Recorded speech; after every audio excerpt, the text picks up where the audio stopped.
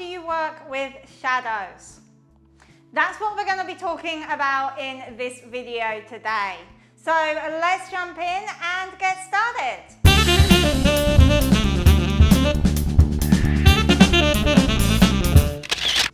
Okay, so today we are in my studio and I'm going to be showing you a few ways that you can actually work with shadows in your product photography.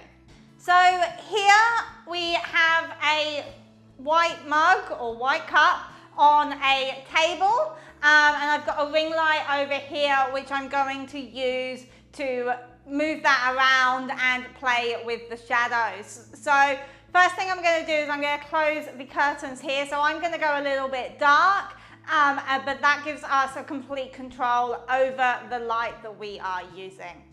So now I've closed the curtains, you can clearly see how the light from that ring light is creating shadows on our cup here. We've got a nice big shadow coming down this side of the cup, just the opposite side of the cup from the light source. Now, the first way that we can work with these shadows to maybe change where they are or change the direction of the shadow is that we can move the camera. So I've got my camera over here and now I'm just going to move this around a little bit and see how that changes where the shadow is. So if I pick up my camera and my tripod and I actually take it over towards where the light is and I just line that up so that we've got that, you can see now that that has changed exactly where that shadow is. So now the shadow, instead of going to the left of the image, is now a bit more behind where behind the cup, behind the product. If I was to move it over to this side,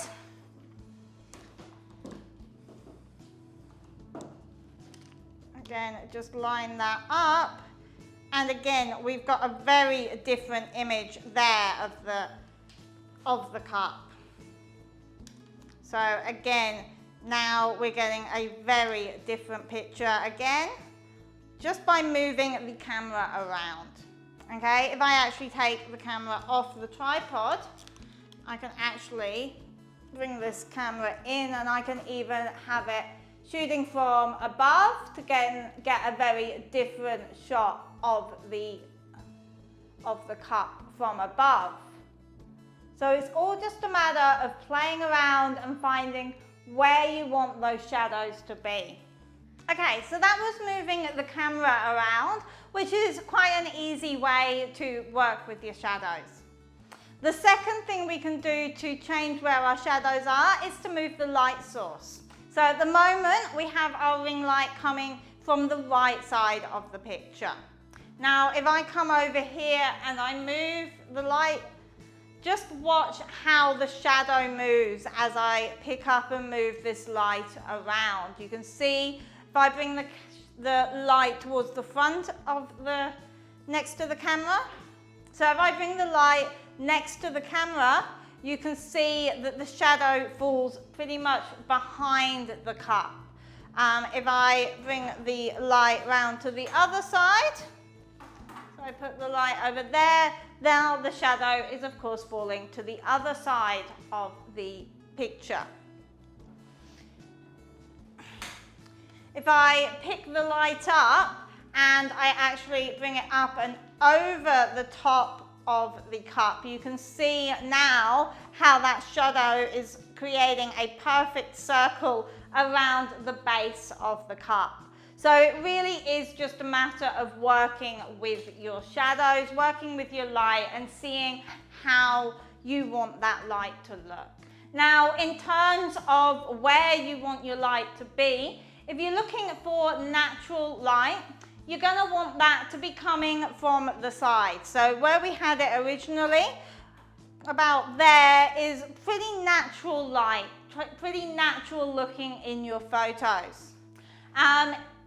If you do want to have it looking like you're out in the middle of the day in sunlight, then you're going to want to have that light coming from above. That sort of gives you that middle of the day direct sunlight type of look.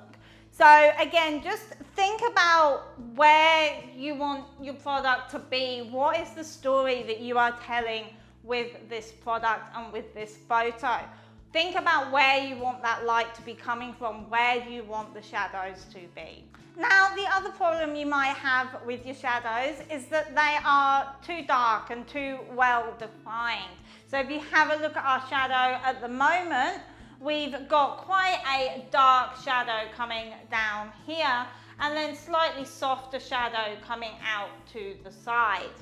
Now, we can actually make that whole shadow really nice and soft, and there are a couple of ways of doing this. The first is to add some diffusion in front of your light. So in this case, I've just got a white sheet here and I've got what I call a boom pole. This is basically just a tripod. You can use anything for this. And basically all I'm going to do is I'm just going to hang this sheet over this pole and just lay that out nicely across there. Okay, and then just put that in front of my light source.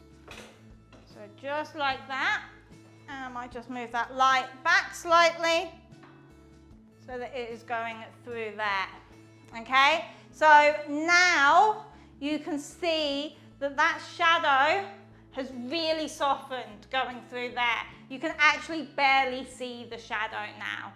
So it's made that shadow a lot softer, a lot more natural, and this is the kind of shadow that you would expect to see on an overcast day.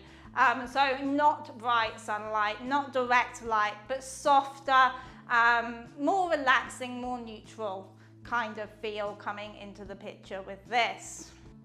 Okay, so the other way to soften your shadows is to add in an extra light source. So I've got my second ring light here, and just watch what happens. I've put it on the other side of the cup, and just watch what happens when I turn this on, okay? So we've still got a shadow coming down this side, but it's a lot softer. But the other thing is we actually have a shadow, a very soft, faint shadow now appearing on the other side. Now, these ring lights are at slightly different heights and slightly different distances from the product, and that is why we're getting slightly different shadows. You can experiment with, again, where exactly you put the light to control how these shadows look. Now, if you don't have a second light source, then, or you just want to reduce the shadows by only a little bit, the other option for you is to use a white piece of card. So what I'm going to do with this white piece of card is I'm just going to place this out of the shot just on this side of the cup here. So now you can see it hasn't made a huge difference, but it has just softened that shadow slightly. So the edges of that shadow are much softer and the shadow isn't quite as dark. So again, you're softening the shadow, but not quite as much. And I can increase the intensity of this just by moving it in and out.